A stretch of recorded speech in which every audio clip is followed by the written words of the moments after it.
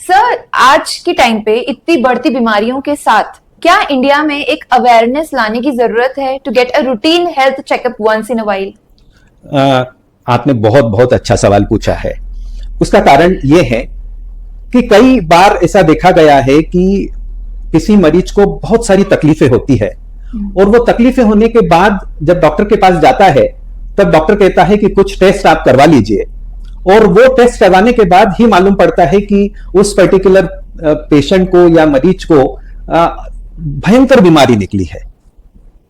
अब होता क्या है, आज जैसे कहने का मतलब शक्कर की बीमारी जिसको प्राय हम भाषा में कहते हैं, जिसको डायबिटीज कहा जाता है। अब डायबिटीज ऐसी बीमारी है कि कोई एक दिन में नहीं पैदा होती, कई दिनों से शरीर में रहती है और वो डिटेक्ट होने को कई बार समय लगता है।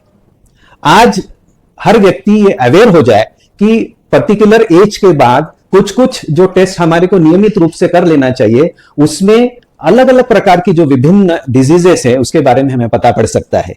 जैसे साधारण तौर के ऊपर डायबिटीज का मैंने आपको जैसे एग्जांपल लिया है, थायराइड से रिलेटेड जितनी भी बीमारियां होती है वो इसमें मालूम पड़ती है। कैंसर से रिलेटेड बहुत सारी बीमारियां होती है, वो हमें मालूम पड़ती है। प्रायः भाषा में एक हम जब ये कहते हैं कि किसी को वीकनेस हुई है, अब वीकनेस के कारण भी जो है एनीमिया जिसको हम कहते हैं, एनीमियास के भी बहुत प्रकार होते हैं।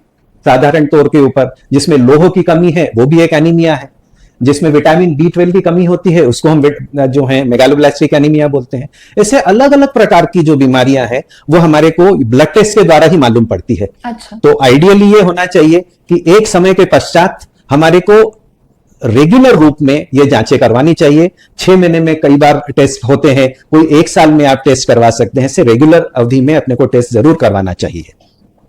जैसे प्राय ये है कि 60 साल के बाद ये देखा गया है कि प्रोस्टेट कैंसर जिनको होते हैं, जो मेल्स में होते हैं, पुरुषों में पाए जाते हैं, उसमें एक टेस्ट होता है PSA जिसको हम बोलते हैं, स्पेसिफिक एंटीजन जिसको बोलते हैं, प्रोस्टेटिक स्पेसिफिक एंटीजन। वो एक टेस्ट प्राय लोग नहीं करवाते हैं।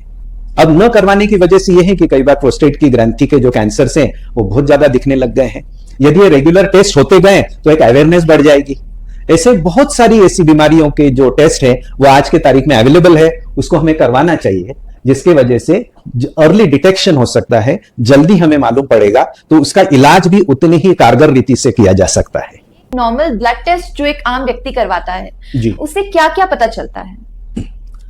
आज आपने कई पैथोलॉजी लैब से सुना होगा कि पूरे शरीर की जितनी भी बीमारियां हैं वो ब्लड टेस्ट से हमें मालूम पड़ती है। हाँ। बात सही है, क्योंकि पहले ये था कि कुछ ही बीमारियों का हमें पता पड़ता था, लेकिन आज प्रायः जितनी भी बीमारियां होती है उसके बारे में हमारे को ब्लड से रिलेटेड जितनी भी टेस्ट है उससे हमें मालूम पड़ता है।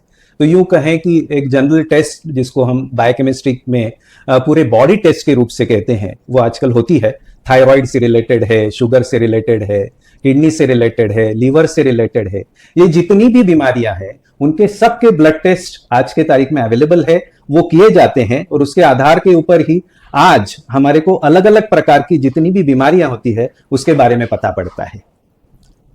सर, इसी के साथ साथ मैं आपसे जानना चाहूंगी कि आजकल शुगर और BP का टेस्ट लोग घर पर ही कर लेते हैं, होम किट्स अवेलेबल है सभी के पास, तो उनका जो रिजल्ट है वो कितना एक्यूरेट होता है बजाय उसके जो एक पैथोलॉजी लैब में हमें पता लगता है? बड़ा अच्छा सवाल आपने पूछा है, क्योंकि प्रायः हम देखते हैं कि आज चूंकि डायबिटीज की मरीज भी बहुत ज्यादा है, ब्लड प्रेशर के मरीज भी काफी बढ़ गए हैं।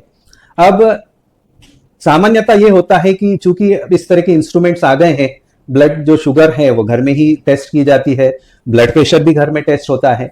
इसमें ध्यान देने योग्य बात यह है कि जो मशीनें अवेलेबल है आज के तारीख में, उसका जब तक कैलिब्रेशन नहीं होता, कैलिब्रेशन का मतलब है कि उसको रेगुलर इंटरवल के बाद यदि उसकी सही रूप में पहचान सही है कि नहीं, ये जब तक नहीं होती, जिसको हम कैलिब्रेशन कहते हैं, वो होना बहुत जरूरी है, नितांत आवश्यक है।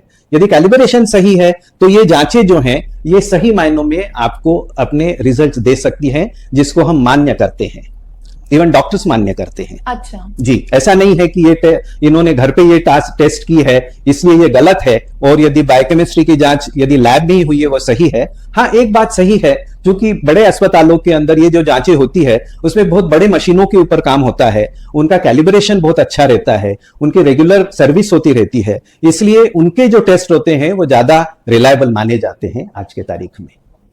सर ये आपने जो व्यूज आपके रखे हैं, आई एम वेरी श्योर लोग इसे सुनेंगे और इस चीज को समझेंगे, क्योंकि बहुत से लोग शायद घर के होम टेस्ट पे ही आजकल डिपेंडेंट होते हैं। जी, कई बार ये देखा गया है कि ब्लड टेस्ट जो हैं या जो टेस्ट घर पे किए जाते हैं वो ठीक से जो सिस्टम अपनानी चाहिए, किस तरह ब्लड का सैंपल लेना है, या जब ब्लड प्रेशर जब नापते हैं तब किस तरह उसका कफ बांधा गया है, उसकी हाथ की पोजीशन क्या है, ऐसी बहुत सारी चीजें जो हैं जरूरी होती है उसका सही इंटरप्रिटेशन करने के लिए। वो यदि नहीं होती है तो उस केस के अंदर होता है कि वो टेस्ट सही मायनों में आपके रिजल्ट सही नहीं दे सकते।